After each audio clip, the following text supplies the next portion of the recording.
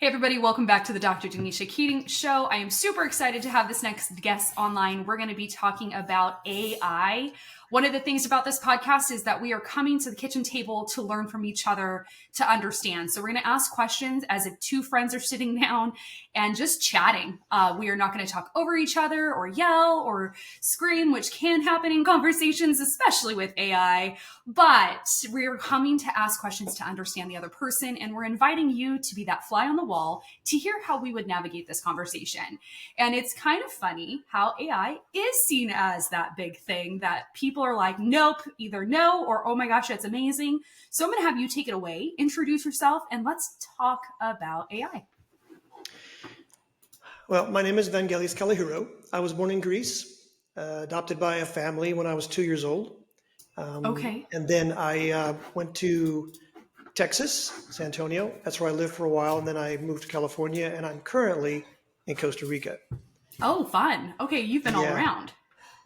Yeah, I worked Okay. in I really wanted to do music. When I was 4 years old, I got an Elvis Presley album, and I said, that's what I want to do. But I was in this, I was raised in a very strict, restrictive environment. And Okay. so it was kind of subtle how everything was kind of dictated to you. You thought you had Mm. a choice, you didn't. And so my desire to do music was kind of, that's not a career. Okay. Mm. So, and then in my church, that was satanic. So, okay. Mm. So when do I get to live my life? Maybe Yeah. next life. So that was kind of like what started. And then, and then my high school counselor said music's not a career. So I got So into many people said that. I still hear that today. yeah, and so my whole life was like that, where I couldn't really live Yeah. me. And Mm. so I ended up going to University of North Texas, and IBM came on campus. Oh, fun. I didn't have to really do anything. I had a friend who worked there, and he says, "Yeah, I hired this guy." So I got a job at IBM. I was there for 14 years. I was in Mm. administration, then moved to engineer, then salesperson, and then an Okay. instructor. Okay. Oh, And okay. and because what happened was when I was an engineer, I had to make things work, and this all ties into AI, right? I had to It make does. things. It I had does. to make I'm things work. following. I had to make Yeah. things work that the salespeople sold, and I thought, you don't need this. Well, that's what they sold me. I know because see, people would sell based on their commission structure, not Yes. necessarily. So What you after need. Yep. 7 or 8 years as an engineer, I said, I'm done. So I became a Yeah. sales engineer, and so I walked Okay. in the office. I said, I'm not here to sell you a thing. Okay. Well, I said, no, I want you to see me as an extension of your staff. I want you to see me as Mm. an advisor, someone who really wants to know your business and help you meet your goals. Well, Okay. they never heard that before. In Yeah. fact, they told other people, we don't want you, we just want you. And so, Okay. because they felt like I would tell them, our product doesn't really work there, but this one, no one's better. So they knew I Yeah. was honest about stuff. And then I also provided products and services that I knew they needed. And then after a while, my sales went crazy because now they really trusted me and they felt like I was a trusted advisor. So I did Yeah. that. I did that. And then people were complaining in the operational department that, well, this doesn't work and stuff. I said, well, you're not really using it right. And so I realized they don't really even know what they have. So I Mm. created a customized training. One of my customers was EDS. They had 125 operators. So I talked to the director. And I said, do you mind if I put together a training for your operators? He said, no, that'd be great. So I Yeah. did that. And I took all their screens and stuff and I made it customized so it was not a canned, it was theirs. And then when I went back to my manager, I said, so are we going to bill? Oh, we don't bill for that. Hmm. You mean all this work that I did? So a year later, I have a plaque. First dollar billed for education. I'm thinking, you're serious? I'm the first person in 75 years of IBM, 350,000 people. I'm the first one to bill for training. And this is kind of how my life was. You Yeah. know, Yeah. it was where I felt like seriously, I'm a Right. pioneer, I'm a trailblazer. So I did Yeah. that, and then I ended up being an instructor because everybody. And then, Mm. oh, I had this amazing idea. Well, because they always had two or three instructors, I said, Why do you have two or three? Well, because I said, okay, so I can do it by myself. So I did it by myself. And then I said, why can't we do on site? Well, what if it doesn't work? So I started doing on site. So Mm. after that, then I got a phone call and it was a startup. And they said, would you like to develop and train? And so I said, sure. So I left IBM, went to a startup, and then things started rolling. About 6, 7 months later, IBM called me back and said, can you be a consultant for us? So I started doing that. Mm. And then another startup happened, and then a headhunter called me, and then I started working for Cisco as a consultant, Mm. training. And this Okay. was like 95. So Dr. Keating, this is right when the internet was Started just coming to. out. And Mm-hmm. companies, my job was to go around the world and to connect companies to the internet. We're not going to do that. That doesn't work. Right, right. 2 years later, voice comes out. Yep. They sent me doing that. That's not going to work. 5 years later, in 2003, cable companies. We think people are going to Mm. watch videos on cable. No, they're not. And then 2003, I started teaching machines how to interact with customers in the contact center. Welcome to so and so Oh. company. Press one or say sales. Press two or say support. So I started doing that. And that's kind of when I got started on, okay, I'm teaching a computer to interact. Well, they didn't call it AI back then. That was Right, just, right, that was 2003 when I started that. right. So then I started doing that, and then military bases wanted me to do it because I was really good at programming the scripts and all that stuff, Right. and I knew all the data center. I learned that back in IBM. So Yeah. I could do an entire data center by myself because I Mm. had done all the pieces that no one else wanted to do. And so Yeah. then years go by, and then I got a DoD security clearance. Now I could be on the military bases and just walk around my badge, That's and fancy. That's really yeah, fancy. Good and job. then yeah, and then my students, some of them were FBI, CIA. I mean, I Right, had right, the right. guy I had the person who was the network person in the Oval Office in one of my classes. Oh, So okay. I've seen Okay. things that people go, that doesn't exist. You're like, it I've does. implemented things that people don't even know is possible. Yeah. So anyway, to make a short story longer, I love that. yeah. So I'm stealing that. I'm gonna yeah, steal good. I that. like it. Yeah. So and here's the reason I say that. I'm a very thorough person. When I started Yes. teaching classes for engineering, sales, and executives, most of the classes I went to, they would go, okay, you pulled on this menu. I said, well, how'd you get to that menu? You don't know, do you? And so Mm. I started realizing that most people really don't, they get told what to do, But not how to, but yeah. not how or Hmm. why. So I Or would spend or like an hour.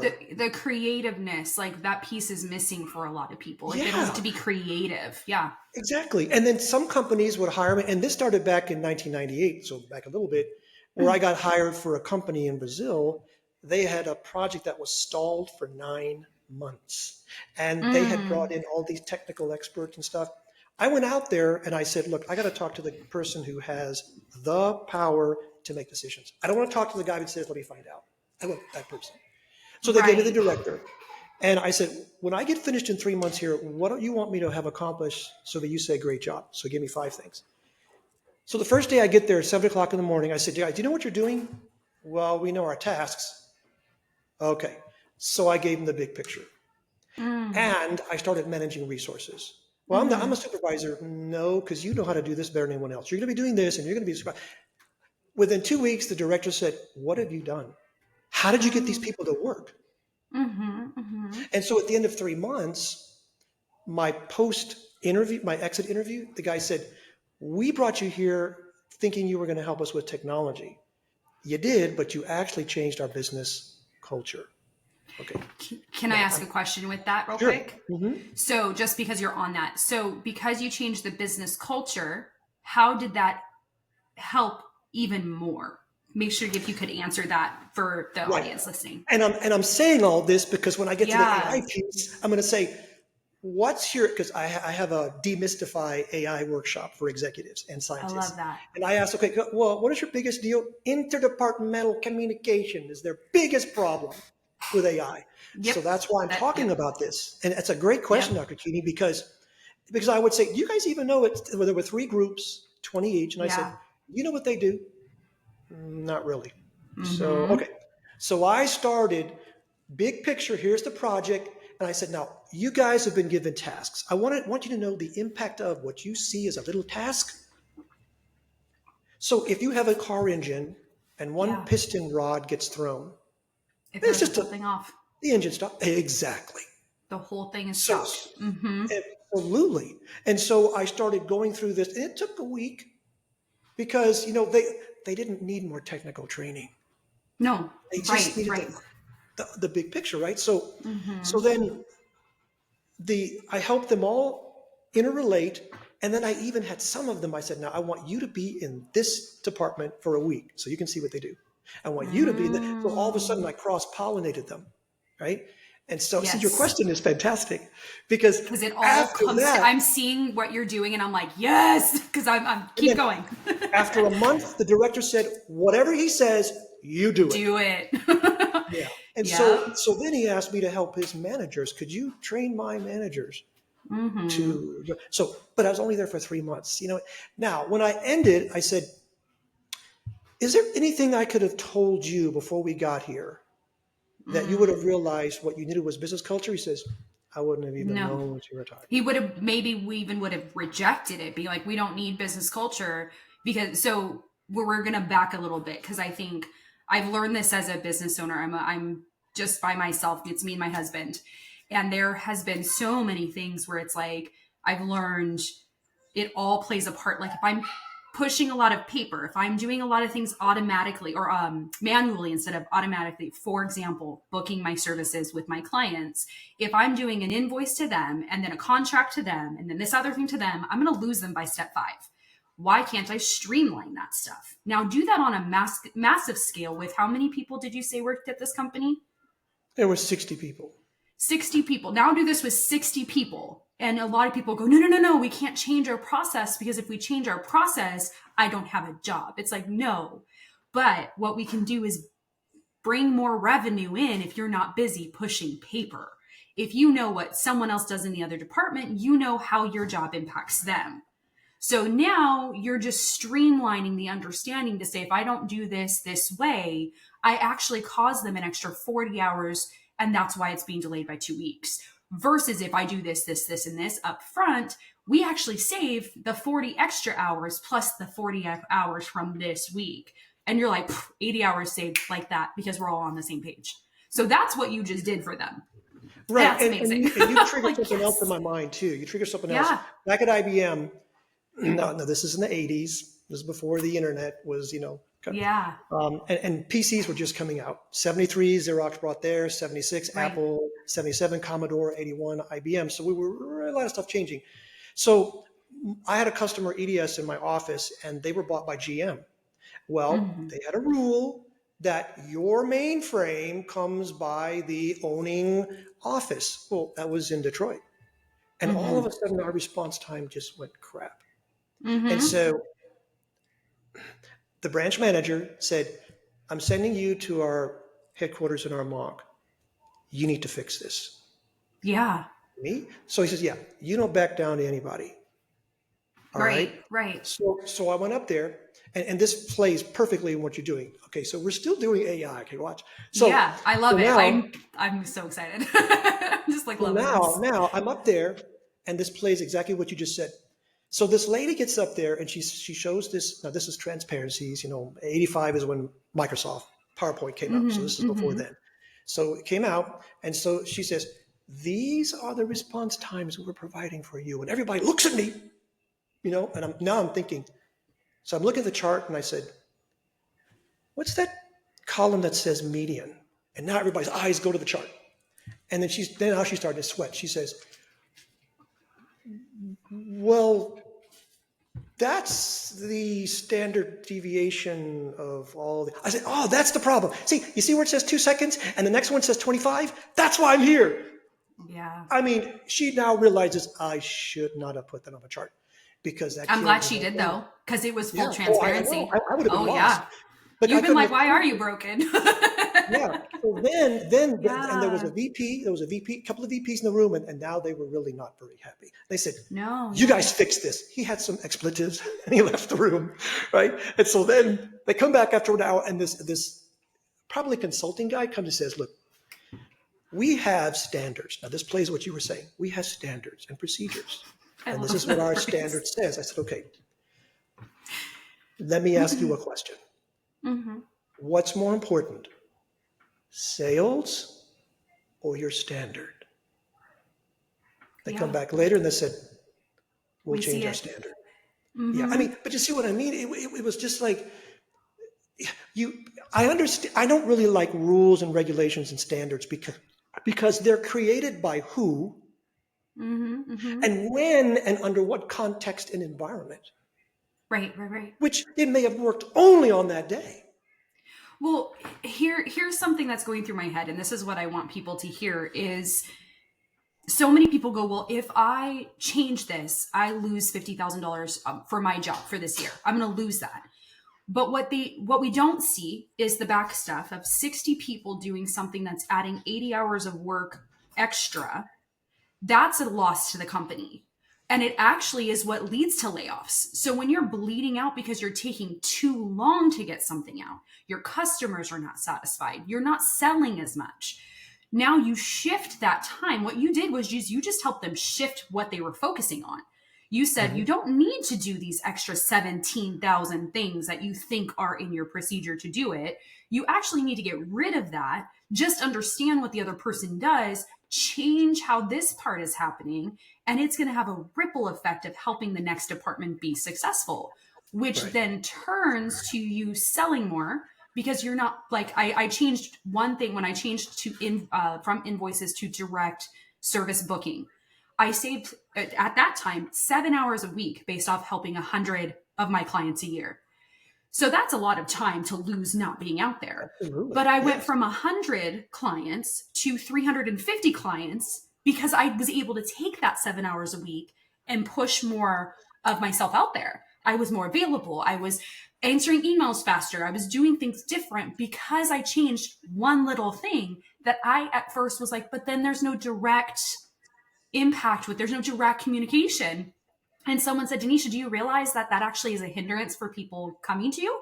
That you make them do 5 steps instead of 2? And I was like, no, I didn't think that.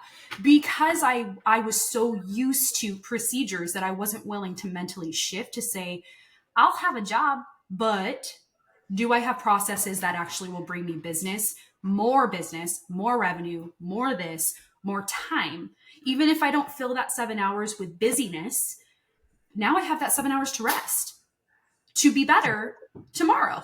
So that I think some people get lost in like, well, we can't change it because it's like, what hurts if it's better? That actually benefits you as a company. So now how Exactly. does AI work into this? Okay, great. Because I was just going to say now for the AI.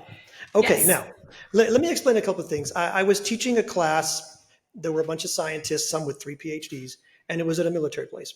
And they Mm-hmm. said, okay, we're trying to get this AI model to identify a tank. It works in Okay. the testing, but not out in the field. And I said, can I see your input stuff? You're teaching it? Okay. How many of you guys have children? Okay. So, okay, a child is born, and if you take them out of the womb and you hold them up, their eyes are like this. Why? Because they don't know what they're looking at. Mm. All they see are pixels. They have to They don't see an learn. eye. They don't see a Their eyes have nose, to, a yeah. mouth. It's all just, and I have a PowerPoint presentation where I show just pixels.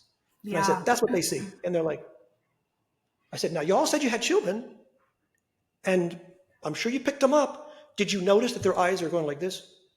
Because Yeah. they can't focus. There's no reference. Yeah. There's no Yeah. vocabulary. There's no articulation. Mm-hmm. Nothing. Okay. Right. Machine. Same thing. Okay, You now have to watch. train it. Yep. Yep. Yep. Exactly. So now, so then I show a picture.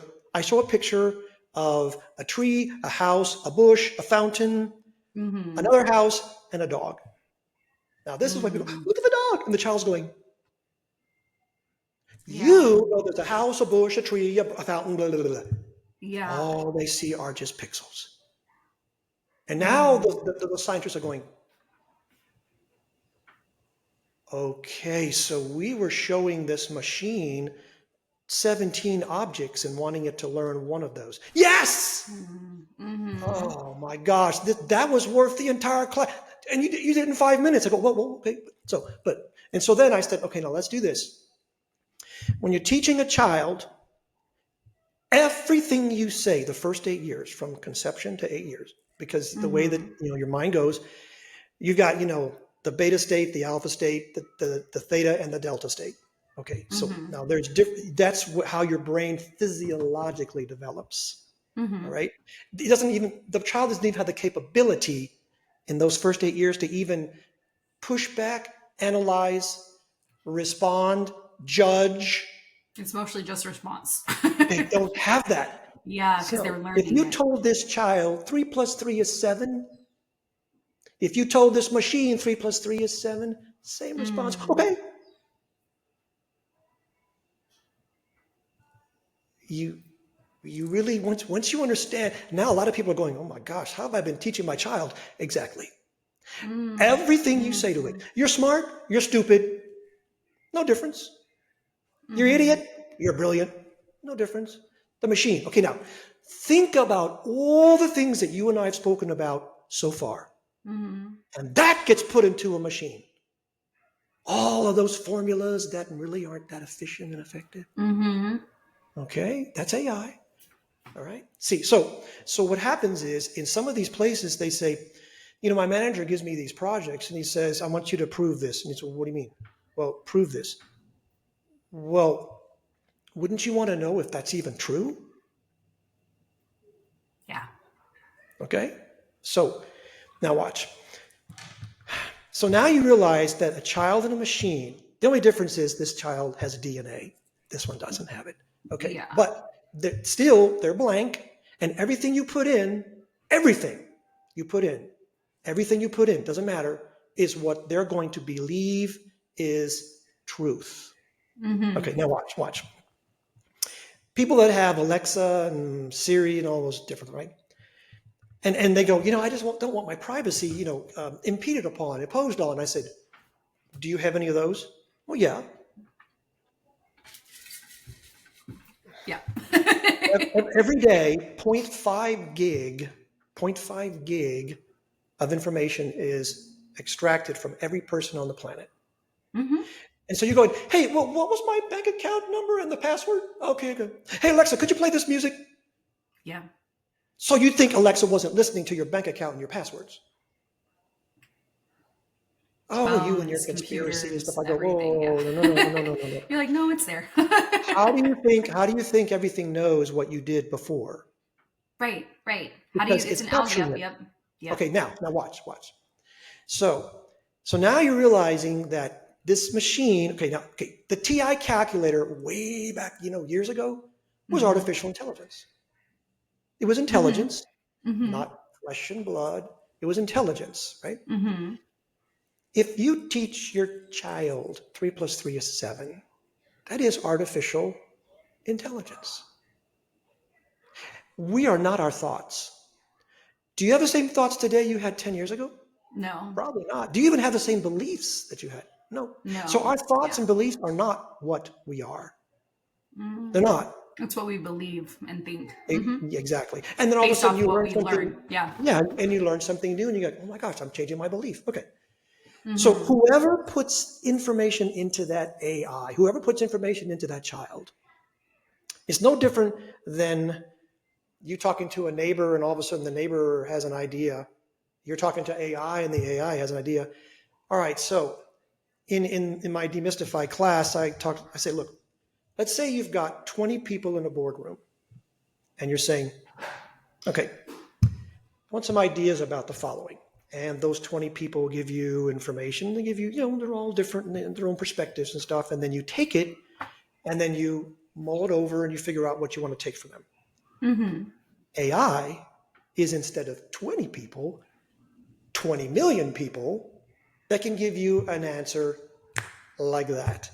It's no Yeah. different. It's no Mm-hmm. different. Okay. And if you are really a person that thinks for yourself, You'll take those 20 ideas from those 20 people in the boardroom and you'll decide for yourself.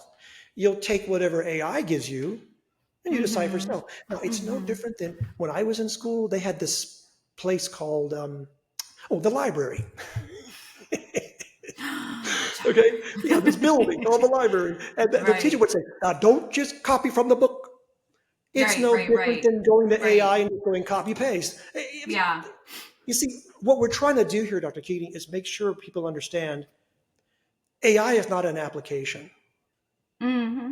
Mm-hmm. It's not. Yeah. That's Yeah. that's why I took you through my entire journey. See, Yeah. we had a computer, 1973, and and then in 1959, the mainframe had, I think it was like 128K of memory. K. Oh, wow. Wow. Yeah. Okay. And it was Okay. huge and stuff like that. I mean, in your phone today, what you got? I got like gigs, right? Yeah. Okay. You're like, wow. So you realize that all we've been doing is putting stuff into a computer to help us do things quicker. Now, Mm-hmm. Mm-hmm. if the person puts into that computer, so AI in today's world, AI now is a whole array of storages. So think of a Mm-hmm. computer. You have a computer at your desk. You have a CPU, you have a disk, and you have a connection so you can go out, and you have a screen, right? Okay. So AI is computers, storage units, Mm-hmm. and applications for security, communication, and applications for the actual model you're doing. Yeah. So AI is not an application. It is a Right. Right. synergistically connection of components in a data center. So like whenever, and this is, I was at an AI conference in San Francisco years ago, Mm-hmm. and this guy, he had an outsourcing company, Mm-hmm. and they were asking him, so what are some of the salaries of some of these scientists, right? And he would talk about, well, the guy that does the input or the person that does the output analysis, that does the modeling, stuff like that. Says, but the guy that is difficult to find is someone who can speak to the customer about their requirements, talk to the project manager and translate it, talk to the IT so they know what data center structuring has to be there, talk to the security to know how it's secured, talk to the scientist that inputs it in so they know what data to put in, talk to the Mm-hmm. modeling person to know how to model it, and the analyzer and the executive to understand what the customer wants. He said, that is like a $500,000 a year person. That is me. Mm-hmm. Now, it's very rare that someone can take you all because, and that's why I gave you my life, because Yeah. I've been in all of those things. Yeah. And that you asked a question earlier, interdepartmental. Yeah. There's not a lot of people that can say, well, what they're saying is, okay, and what This. they're saying, Mm-hmm. th- there's not a lot of people that know that. No. And this is why, Yeah. like, what are we talking about? Okay, what the scientist is saying is blah, blah, blah, blah. What the project manager is, what the customer wants, what the executive see. So this is all part of AI, and Right. any part Right. in there where there's a breakdown. Now we're back to It the could be piston rod in the millions end. of, yeah, it's millions of dollars for a company that they don't even realize they're losing. So when we're going to simplify this for someone who's like, AI is horrible, we hear that a lot in education. Again, what you are not saying is, you're not saying have it do it for you, because it really is based off what you can put into AI and how to understand it. But in a situation where maybe you're, okay, I'm going to talk to IT and the customer said this, and you want to use the right language for IT, you're like, oh, what is that word? You can literally say in AI, like, here's the scenario, customer wants this, explain this to me, IT, in this way. It will populate that out, and then you can cross-reference and say, okay, do we have these IT terms here? Yes or no? Okay, no, that wasn't the right term, da da da. But what you're not doing is wasting weeks at a time. It's 20, 30 minutes versus weeks of back and forth trying to figure it what this language is, which is what's helping so many people. You do Right, this within education too, and people, just the citations can be wrong sometimes or made up, but that's because it's what's in the database. So go ahead. well, think about you. You just gave a great example of a teacher. Let's say I'm a student Mm-hmm. and there's a teacher, Mm-hmm. and the teacher knows what they know. Right. So now I go ask AI, and I've got 200,000 teachers who Exactly. all will speak from their 200,000 individual experiences, giving me information. Yeah. And then I just say, oh, ooh, wow, ooh, I like the way they said that. Now I Yeah. put And it you're in not my words. taking it. Yes. I Yes. put it in my own words because I don't speak like this. No. I have a very, very easy, Yeah. because most of my students, see, my first language is Greek, my second is Okay. German, my third is English, and my fourth is Spanish. So I am really Okay. compassionate when I speak in classes and conventions Yeah. because most people, English is not their first language. So I don't use Right. words like, well, we have to ameliorate that, and that's superfluous if you don't. I don't speak like that. I'm No. very, very simplistic. And My first language is English as well, but I have dyslexia and educational like holes because I wasn't taught like from K through 8th grade. So for me, I speak very simply, and when people start talking above me, I'm like, so I always Google. I'm like, what does this word mean? So this is where AI can come in too, is where it's what does that word mean for yeah, me? if you just shift your thinking and just Mm-hmm. say, instead of asking a question to one person, Mm. that's why I've given you all these examples of a Yep. boardroom, of teachers. Instead of asking your neighbor, you ask 1,000 neighbors. Instead of asking one Yes. teacher, you're asking 1,000 teachers. Instead of Yes. asking one board member, you say, that's what. Now, why might you not get information that's really helpful? Because whoever put the information in, right? So if your neighbor is complaining about everything, Yeah, they're gonna put AI, negative here's all things that in. stuff. Now, here's how AI can help the world. Now, Mm. because we had to realize, how does AI get this information? From Yeah. Alexa, from Siri, from everything you put on the thing, all your emails, all that stuff, right? I Yeah. mean, why do you think they don't let you take your battery out of your phone anymore? Because your phone's always on even when it's off. Mm. Which can be scary. Yeah, we were at a dinner table one time, and I said, "Okay, turn your phone off." Okay, Yeah. okay. And one of the guys was a geek guy to get. Do you have your UV meter? Mhm. I said, "Okay, now watch. Shake your phone," and it registered. And like I went, Yeah. but it's turned off. I go, "That's what I've been trying to tell you." Yeah. You see, It's you got always to. on. It's listening, and then I had a colleague of mine. She was listening to one lady that said, well, they can put networks in your body, and she says, "Is that true?" I said, "Well, you know what a pacemaker is, right?" Yeah, in 1958, they put a pacemaker in someone, and somebody was monitoring and configuring it. That's not Right. new. No. They put stuff in your body since 1958. See, Right. so it's only because people, I love the way that you have your show here, because if people really don't know what's going on, Yeah. they make judgments about stuff. Well, And because that's so I want, based, it goes back to what you said. It's based off what other people tell them. So it's not that they're exactly. thinking, they didn't take the information and go, okay, let me look it up. Let me see what it is. They judged. And do you remember, recently saw a commercial for it, or a reel for it or something like that. But do you remember in the 90s when we switched from cash to card? And like Yes. all of a sudden, it was like McDonald's was like the first place to get this card. And there were several adults who were like, I will never, cash is never going away. And now we have a tap feature on our phone where it's like credit, I don't need cash. And it's made it easier to go shopping because you didn't have to go to the bank, and it was just about time. And I think people do the same thing with AI. They're like, oh, it's the devil. And I'm like, okay, but when I'm having a mental block on an idea and I'm like, okay, I want to build a course like this and I'm struggling with some of the ideas, I want to make sure this is all encompassing and I don't miss a good component to make this class stand out. I'll just put it in there and it gives me an idea and I'm like, oh, why did I forget that? It's my little creative tool, and that's okay. Exactly. Now, You're so good. so so if everybody, Mm-hmm. instead of, okay, you complain to your neighbor about everything. Okay, Right.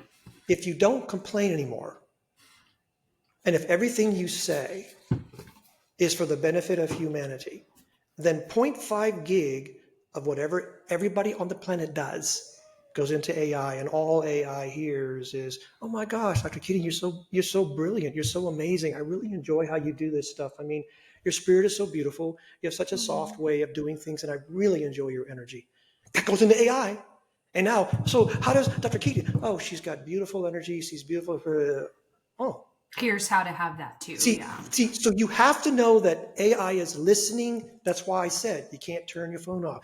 I want you to know that AI is listening, just like your neighbor, Mrs. Mm. Kravitz in the Bewitched show, right? Always Yeah. looking at you, right? It's There's like, no difference. Mrs. and that's Kravitz, okay. AI. Mrs. Kravitz AI. There's no difference. It's always listening. No, It's instead there's of just not. one person listening. Okay. So if Yeah. everybody would just always do and speak all your emails, uplifting people, all of your phone conversations. Oh my gosh, I really want to work with this and serve these people and help these people. That's all Hmm. that AI will ever hear. Right, right. Okay, now I know Yeah. it's not, It's there's just so much with it that I think because I was kind of against it at first, and then I started to use it because of the fact that someone's like, do you know you can just put ideas in? It's not that it's writing for, because I've never wanted to have it write for me.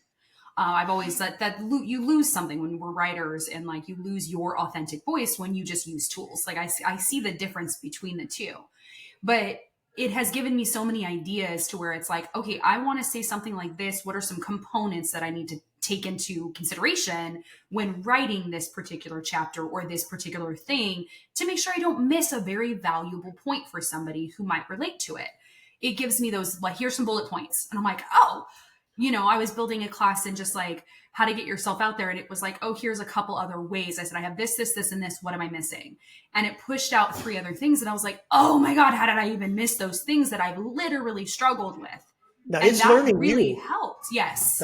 it's not, and this is what you can really do. It's just, it starts learning how you speak. And then sometimes I'll Yes. go, no, no, that's not my voice. Yeah. Change the last paragraph to do it more like this, and it'll do it. And then the next time it Yeah. knows how I speak. So it's beautiful because it Yes. learns me.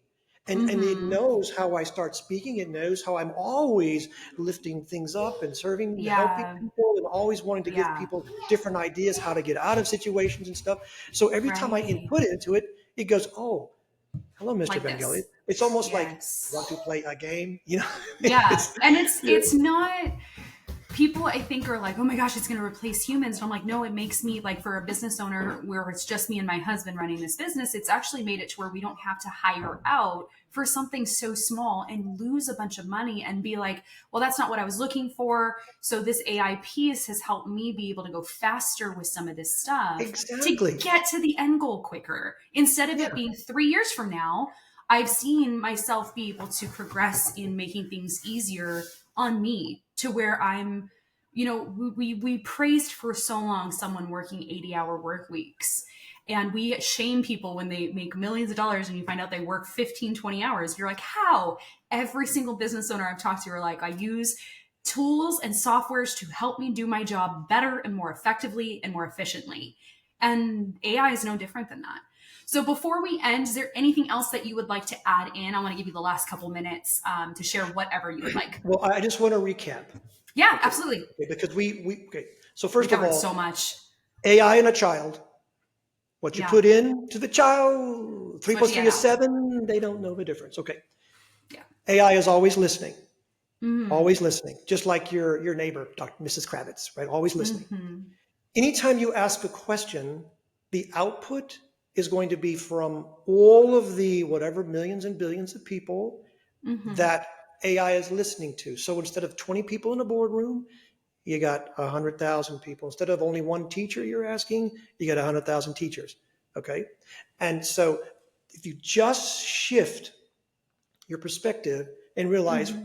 that's who you're getting it from, and then eventually, like we just talked about now, it Shifting will it. start learning your way, your style. Mm-hmm. And you'll start realizing, do I say those things? Mm-hmm.